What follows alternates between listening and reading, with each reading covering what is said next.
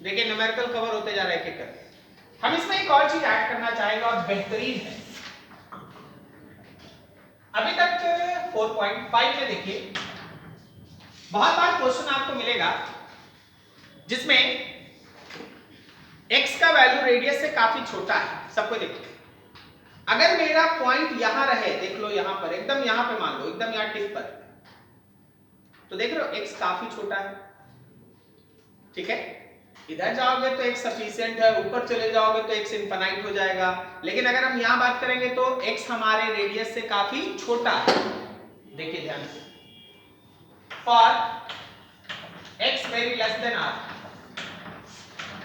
अच्छा, अगर कोई ऐसा पॉइंट आपको न्यूमेरिकल में दे दे, कोई ऐसा क्वेश्चन आपको न्यूमेरिकल में दे दे जिसमें पता चले कि एक्सिस पे जो पॉइंट लिया गया है वो सेंटर के काफी नजदीक है, एग्जैक्ट सेंटर पे रहेगा तब तो जीरो हो जाएगा, लेकिन सेंटर के नजदीक रहेगा तो जीरो तो नहीं होगा।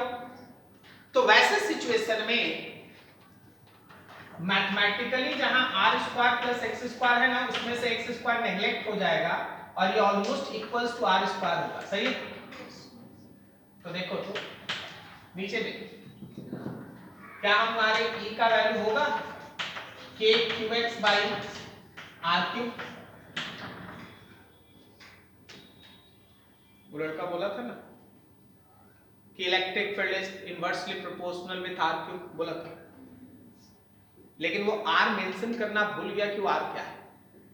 एक्चुअली वो रेडियस का क्यूब, x का क्यूब नहीं, डिस्टेंस नहीं, समझ रहे? ठीक है, तो यहां से तुमको पता है क्या इंफॉर्मेशन मिलता है, यहां से तुमको मिलता है कि इलेक्ट्रिक फील्ड जो है वो पोजीशन के साथ डायरेक्टली प्रोपोर्शनल है। आप लोग ग्राफ में शायद ध्यान दिए या नहीं दिए, हो सकता है दिए हो।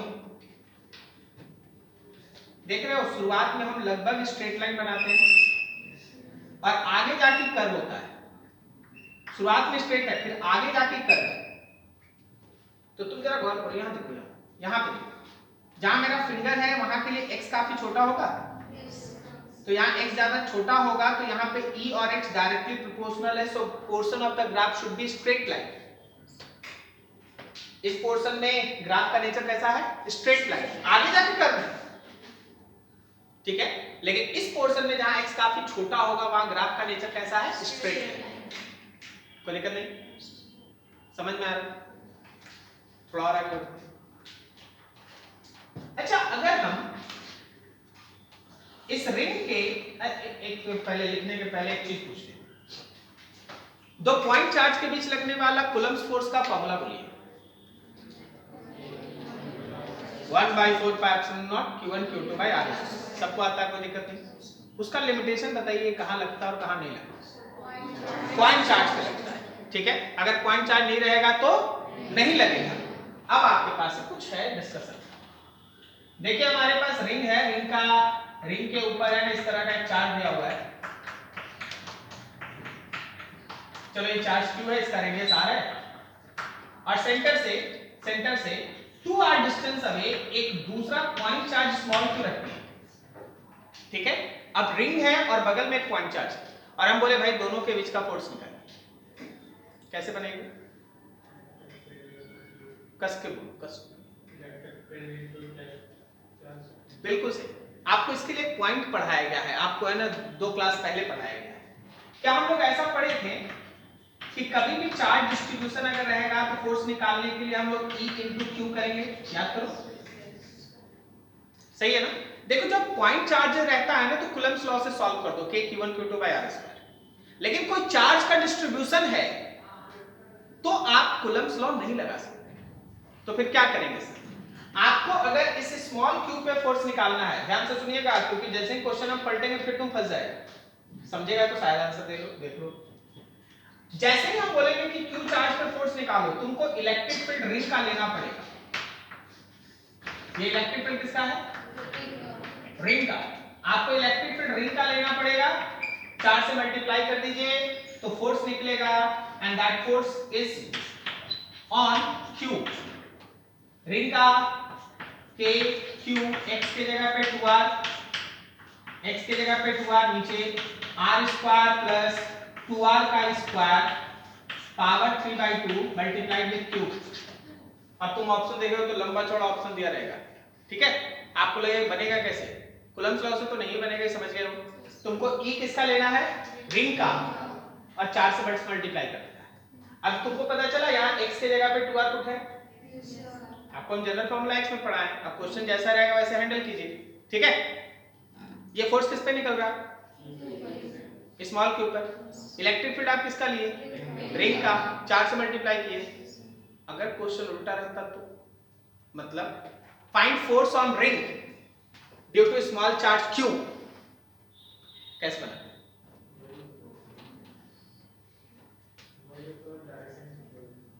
अब तुम चुप रहो, बोलो बाकी सब जो बोलोगे एक्सप्लेन करना पड़ेगा, ठीक है। वैसे उसका आंसर सही है, तो ऐसे सही आ जाता है तो मैं नहीं था, समझा। मतलब बाकी सबको भापने का मौका नहीं मिलता, हम ये। अच्छा आप समझिए, ऐसे न्यूटन का थर्ड लॉ पढ़े आप अगर स्मॉल क्यू पे फोर्स निकाल लिए हैं रिंग का, तो रिंग पे भी स्मॉल क्यू का फोर्स इक्वल मैग्नीट्यूड का होगा, पर डायरेक्शन क्या होगा, उल्टा होगा, सही है। अगर हम आपसे पूछ दें ये फोर्स है ऑन क्यू, अगर हम आपसे पूछ देंगे कि फोर्स ऑन रिंग बताओ, तो आप ऐसा मत बोलिए कि सर इलेक्ट्रिक फील्ड ले लेंगे क्यू का और रिंग के 4 से मल्टीप्लाई कर देंगे, बनेगा वैसे नहीं। बनेगा तो ऐसे ही, आपको फोर्स लेना पड़ेगा क्यू पर ही, लेकिन बस साइन क्या होगा, माइनस, इक्वल मैग्नीट्यूड रहेगा, डायरेक्शन केवल उल्टा होगा। जैसे इस क्यू पे लगने वाला फोर्स राइट है, तो रिंग पे लगने वाला फोर्स लेफ्ट होगा मैग्नीट्यूड से, ठीक है। देखिए अच्छे से, इसका कोई भी न्यूमेरिकल होगा ना, बस ये 5-6 पॉइंट याद रखिएगा और वहां से है ना सॉल्व करने का कोशिश कीजिएगा, ठीक है। नोट कीजिए, और इसका न्यूमेरिकल है बहुत जबरदस्त है, सब ध्यान से देखिए। सपोज जैसे हमारे पास कोई एक सोर्स चार्ज है, ये Q सफिक्स में इसका, और इससे r डिस्टेंस अवे इस पॉइंट पे हम लोग इलेक्ट्रिक पोटेंशियल फाइंड आउट करना चाहते हैं, इलेक्ट्रिक पोटेंशियल फाइंड आउट करना चाहते हैं।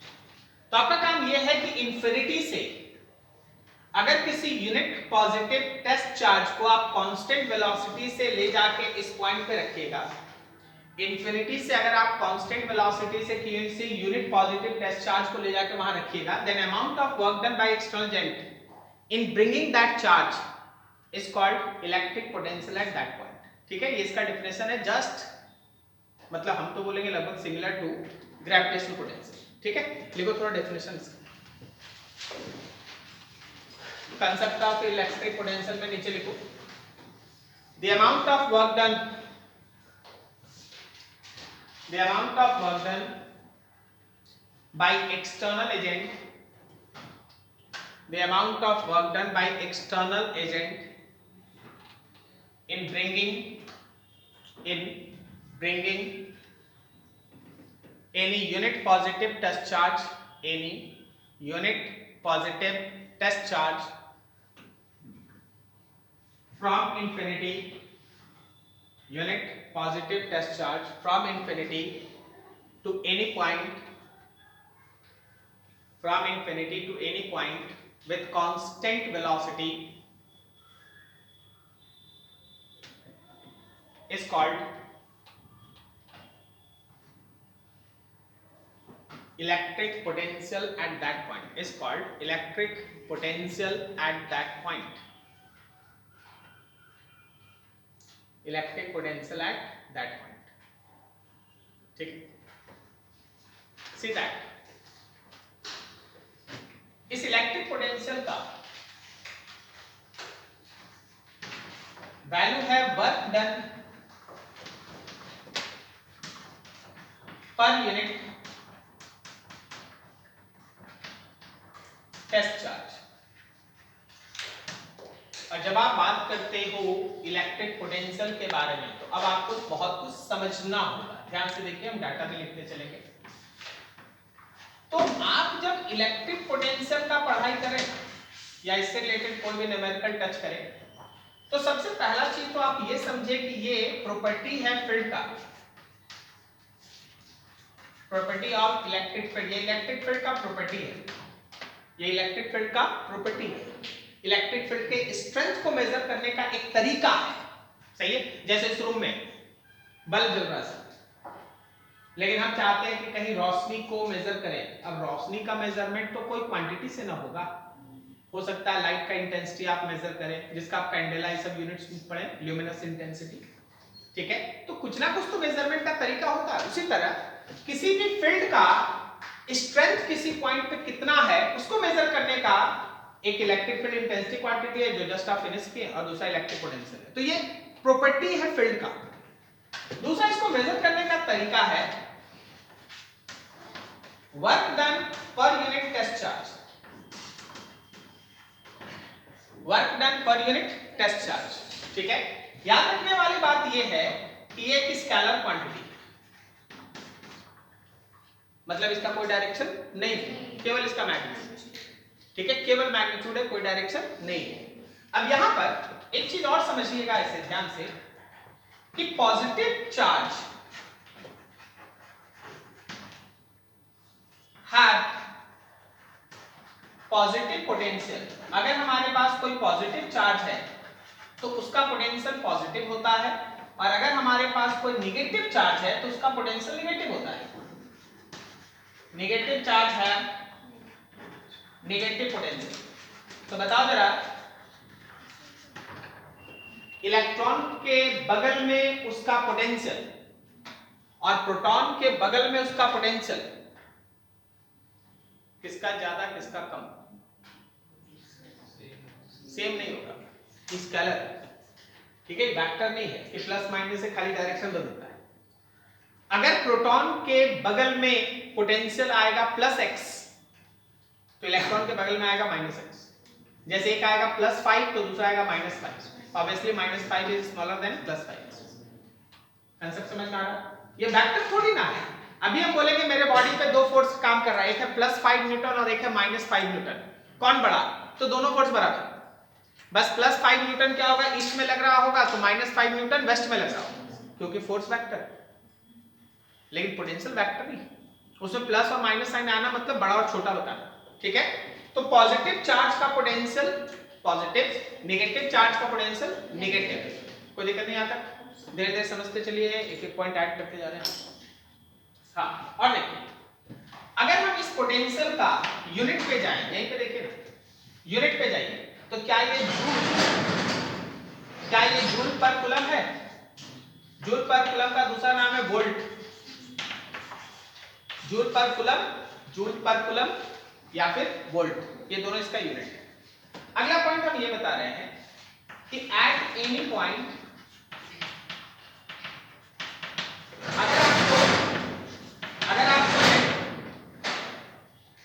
अगर आपको नेट पोटेंशियल निकालना है तो जितना भी इंडिविजुअल चार्जेस का पोटेंशियल है सभी के पोटेंशियल को आप जोड़ दीजिए। भाई डायरेक्शन के बारे में कोई चिंता मत कीजिए, खाली जोड़ दीजिए, ठीक है। सोच के आंसर दीजिए जो पूछ रहे हैं। मेरे राइट हैंड और लेफ्ट हैंड में एक इलेक्ट्रॉन है, एक प्रोटॉन है, दोनों का चार्ज बराबर होता है, खाली साइन उल्टा होता है, सही ना। तो अगर एग्जैक्टली बीच में अगर नेट पोटेंशियल का बात करें तो आंसर कितना है? 0 है, क्योंकि पॉजिटिव चार्ज का पॉजिटिव पोटेंशियल नेगेटिव चार्ज के नेगेटिव पोटेंशियल से जैसे ही जोड़ेंगे खत्म हो जाएगा। यहाँ डायरेक्शन का कोई मसला नहीं है, डायरेक्शन का कोई बात नहीं, सही है, सीधा ऐड करना है, प्लस को प्लस के जैसा, माइनस को माइनस के जैसा ऐड करना है, ठीक है, जो आएगा आंसर। इसमें भी अगर तुम्हारे पास कोई पॉइंट सोर्स चार्ज है, पॉइंट सोर्स चार्ज, जैसे यहां याद रखना पॉइंट सोर्स चार्ज का जो पोटेंशियल होता है ना, दैट इज kq/r। कितना होगा? kq/r। फोर्स फील्ड में क्या होता है? kq/r²। पॉइंट चार्ज का फील्ड इंटेंसिटी कितना होता है? kq/r², और पॉइंट चार्ज का पोटेंशियल होता है kq/r। बस चार्ज जैसा रहेगा उस हिसाब से साइन जरूर लीजिए। अगर पॉजिटिव चार्ज है तो प्लस लिखिए, अगर माइनस चार्ज है तो माइनस लिखिए, ठीक है। ये इस तरीके का कंसेप्ट चलता है। तो पॉइंट चार्ज के लिए पोटेंशियल होता है kq/r। यहां हम लिखना चाहेंगे यूज चार्ज विद साइन, यहां चार्ज को साइन के साथ यूज करो, ठीक है। एक और चीज बस हमको मेंशन करना है, थोड़ा ध्यान रखिएगा, ठीक है, और वो है इसमें हम डिटेल बात करेंगे, इसको हम अभी शॉर्टकट में खाली यहाँ मेंशन करते हैं। ठीक है सर, पॉइंट चार्ज का समझ गए KQ/R, लेकिन जो अभी आप पढ़ाई कराए थे कि रिंग का निकालिए, उसका निकालिए, उसका निकालिए, अगर इस तरह का चार्ज डिस्ट्रीब्यूशन रहा तो यूज कैलकुलस, ठीक है। अगर चार्ज डिस्ट्रीब्यूशन रहेगा तो कैलकुलस करेंगे, वो हम लोग अगले दिन देखेंगे, ठीक है। अभी के लिए ऐसा सोचिए, फॉर चार्ज डिस्ट्रीब्यूशन अगर हमारे पास कोई चार्ज का डिस्ट्रीब्यूशन है, जैसे हमारे पास रिंग है, जैसे हमारे पास रॉड है, इस तरह का चार्ज डिस्ट्रीब्यूशन है, यूज कैलकुलस, ये जो बोल दिए यूज कैलकुलस, उसके हम लोग अगले दिन यूज कर करके देखेंगे, ठीक है। चलिए अब कुछ न्यूमेरिकल पे काम कर लीजिए, इसको करें। तो हमारे पास क्वेश्चन है ऐसा,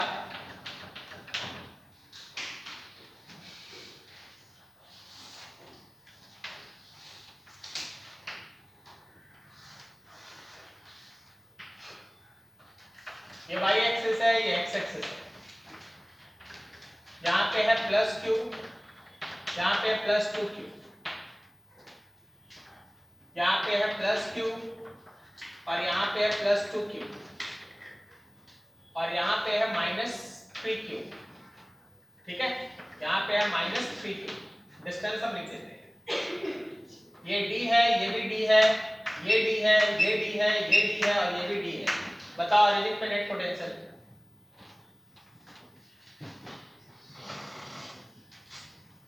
ऑरिजिन पे नेट पोटेंशियल जीरो की नॉन जीरो, फटाक से नॉन जीरो आएगा, कैंसिल तो नहीं होगा पूरा, अलग अलग पोटेंशियल लिखो, जोड़ दो, आंसर आ जाएगा।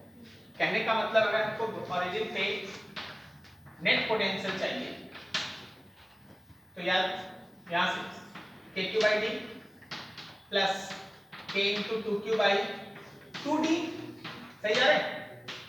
और ऐसा ही राइट में भी, सॉरी लेफ्ट में भी है ना, ये दोनों वही है ना, तो मल्टीप्लाई विद 2, समझ में आया।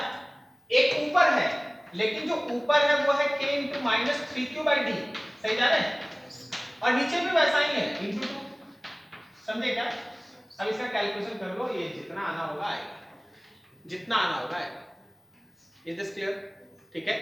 कोई डायरेक्शन से कोई मतलब नहीं। अच्छा, अगर हम तुमसे पूछते हैं कि इसी ओरिजिन पे ई नेट बताओ, तो आंसर कितना होगा। इसी ओरिजिन पे नेट इलेक्ट्रिक फील्ड बताओ, and your answer is 0, answer 0। कारण देखो, क्या ये दोनों +q का इलेक्ट्रिक फील्ड ओरिजिन पे कैंसिल हो जाएगा, ये +q वाला बात करें, ठीक है। अच्छा, ये 2q का भी कैंसिल हो जाएगा और ये 3q का अपने आप में कैंसिल हो जाएगा, नहीं समझा।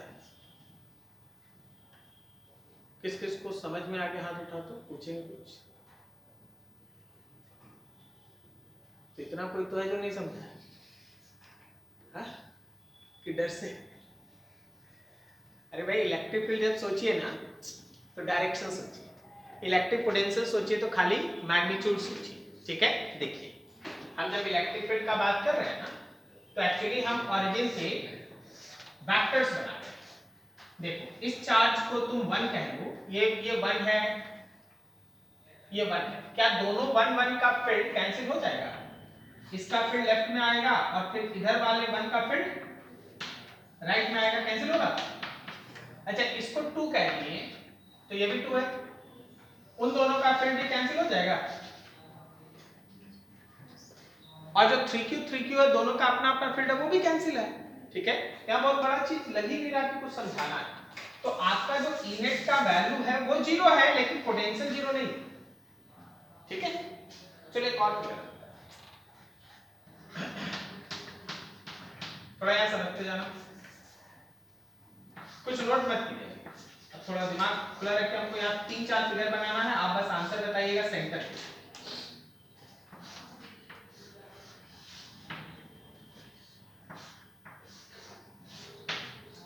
ये सब स्क्वायर है, देखो यहाँ पे है +q, यहाँ है +q, यहाँ है +q और यहाँ भी है +q, बताओ सेंटर पे पोटेंशियल कितना, जीरो कि नॉन जीरो, बस इतना ही जाना है, नॉन जीरो। तो सेंटर पे पोटेंशियल है non zero, electric field zero कि नॉन जीरो, जीरो, सब कैंसिल हो जाएगा, इलेक्ट्रिक फील्ड वेक्टर है। बहुत, अब आइए यहाँ प्लस क्यू, यहाँ माइनस क्यू, यहाँ प्लस क्यू और यहाँ माइनस क्यू, ये बीच में सेंटर है। बताओ सेंटर पे पोटेंशियल कितना, जीरो कि non zero, zero, plus minus zero, और फील्ड कितना, वो भी जीरो, वो भी जीरो। देखो प्लस प्लस से कैंसिल, माइनस माइनस कैंसिल, सही। तीसरा अरेंजमेंट है, यहाँ पे प्लस क्यू, यहाँ पे प्लस क्यू, यहाँ पे माइनस क्यू, यहाँ पे माइनस क्यू, वही स्क्वायर, ठीक है। बताओ जरा पोटेंशियल जीरो कि non zero, zero, electric field zero कि नॉन जीरो, नॉन जीरो, सही। अगला हमारे पास यहाँ है प्लस क्यू, यहाँ है प्लस क्यू, यहाँ है प्लस क्यू और यहाँ है माइनस क्यू। फिर से आ जाओ सेंटर पे, बताओ पोटेंशियल जीरो कि non zero, electric field zero कि नॉन जीरो, इलेक्ट्रिक फील्ड भी नॉन जीरो। देखिए हम कहना ये चाहते हैं कि आज के क्लास के अंत तक अभी तक तो मैंने इलेक्ट्रिक फील्ड इंटेंसिटी और इलेक्ट्रिक पोटेंशियल लगभग देखा है।